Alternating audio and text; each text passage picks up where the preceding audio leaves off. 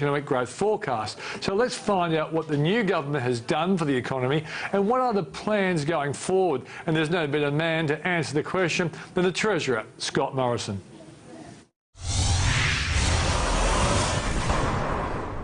Welcome to the program, Treasurer. G'day, Peter. It's good to be with you. Now, some of your right-wing commentators are saying, OK, the political rebound's been very good for the Turnbull government, but what has Malcolm Turnbull and his Treasurer done for the economy so far? So in a nutshell, what have you done?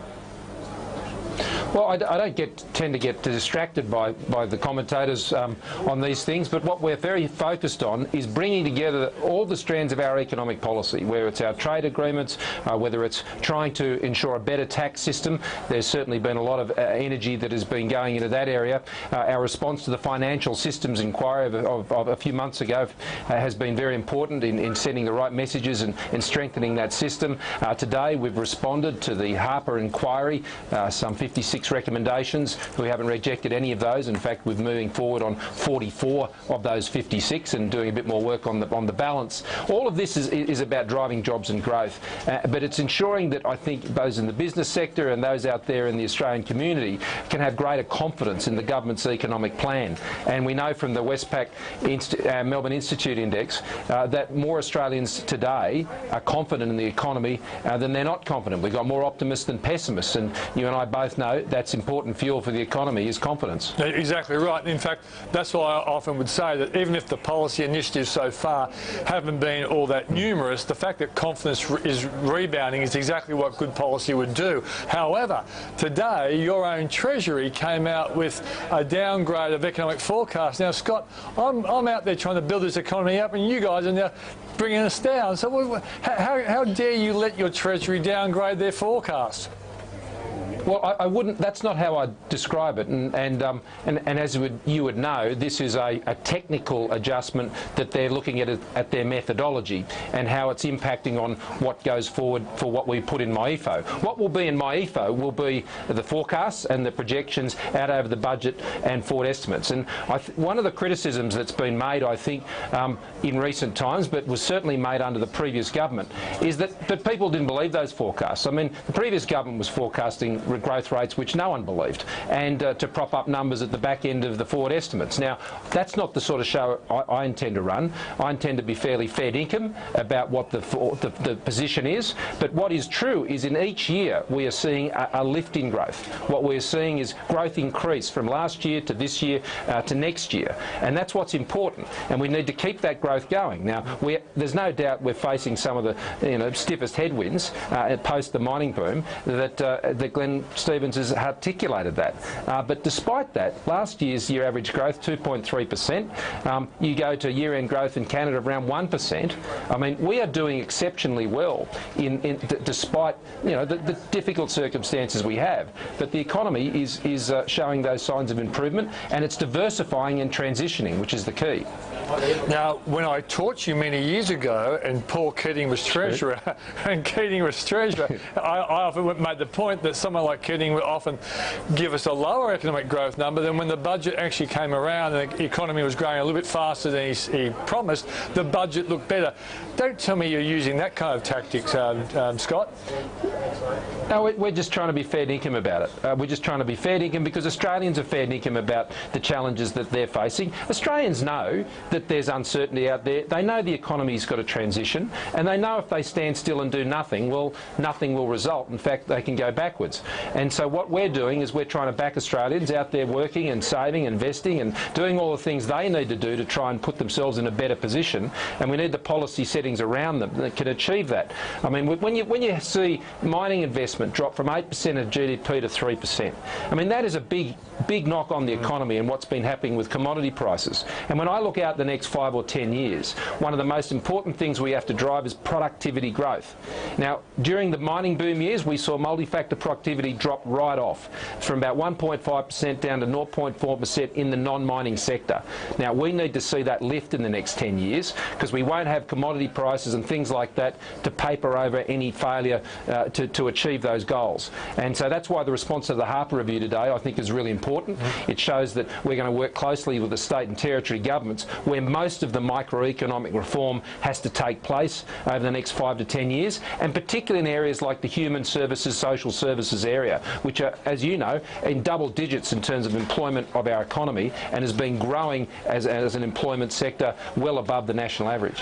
Are you having difficulties with dealing with the effects test, basically the battle between big business and small business? The problem is people see it as a battle between big business and small business. But newsflash, competition is about the customer, not about the business. And it's all about the number of choices that customers have, consumers have. In any economy where you put the consumer at the top of the pile, then I think you really are going to gear your policies in the right way. And so what I'm concerned about, it has been seen in these very binary terms. And over the next few months, in fact the next 2 weeks, we'll put out a discussion paper which narrows this down to a couple of very specific proposals in how we can deal with the impact of the effects test. Now, or not going down that path. But what I would say is Section 46 is not working the way it is currently structured. It's not doing the job we would like it to do, and we need to land at a better solution, and I believe we will do that, and we'll have a firm decision in March of next year. Okay, it's courageous, and a former Treasurer who I know you admired, Peter Costello, took it on. It's tax reform. You're talking about GST. That can spook people. It can undermine confidence. Does it worry you that all the talk and then what the media and your rivals might do with it could actually undermine business and consumer confidence?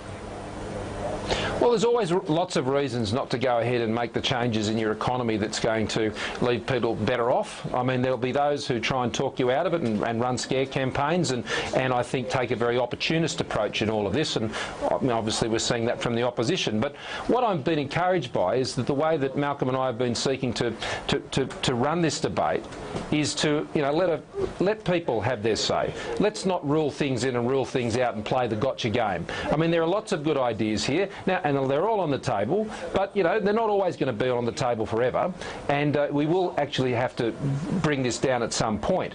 But in the meantime, what I'm appreciating is the very honest feedback, and if you'd got into that rule in, rule out process before, then frankly you'd end up with nothing on the table and nothing to change, and the taxpayer and the Australian who's out there trying to get a job would be shortchanged.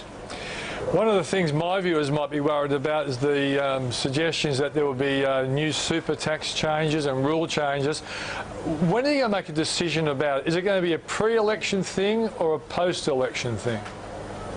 Oh, any changes we make on things as significant as this, obviously you take to the Australian people. And so we're working to work through these issues before the next election. We've been very clear about that. One of the things that Australians, I think, are getting about this, though, is it's not just one change here or one change there.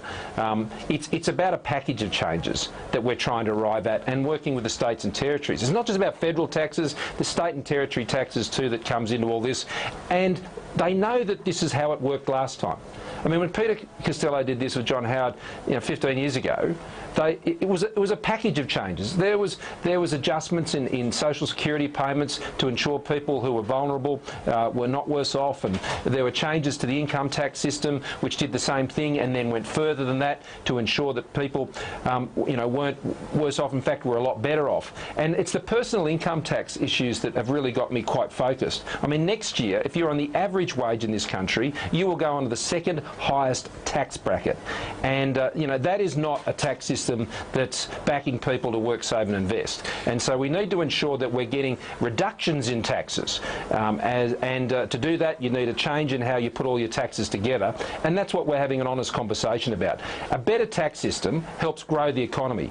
We don't need to increase any taxes to balance the budget. That's what Labor does. We can change the tax system to support growth and jobs, and that's the only reason we're having this discussion. Well, one of the things I taught you many years ago is a falling dollar can be good for economic growth. What What forecast are you guys working off for the Aussie dollar across, say, 2016? Well, I'll leave that to forecasters. I'm not a forecaster or a commentator. It's my job to actually put in place policies to grow the economy, and we have these stabilisers that are there and these things that have their adjustments, which hopefully leave Australian businesses in a more competitive position. So you're better placed to commentate on those things, I think, Peter, as there are many other economists out there who will give people a view. But obviously we want to see our exporters in the most competitive position they can be in, our tourism industries, our international education sector. These are the real growth sectors of our economy, and these are the areas where we're seeing the growth in employment, which is offsetting changes in other parts of the economy. We are seeing this transition in our economy already take place, and our message to Australians, business and others, is as Australians we're not going to be intimidated out of our prosperity. We're not going to be intimidated by the fact that, yeah, there's changes in global conditions and there's volatility there, and there's also structural changes happening at home. But Australians back themselves to get through this, and we back them to get through it as well, and we'll put the right policy settings in place to support that. Thanks for joining us, Scott. Good to be with you, Peter. And remember, you'll be to blame, as my teacher taught me everything I know about economics. So I appreciate all of that many years ago, and it's good to catch up with you. Same here, mate. Thanks for joining us.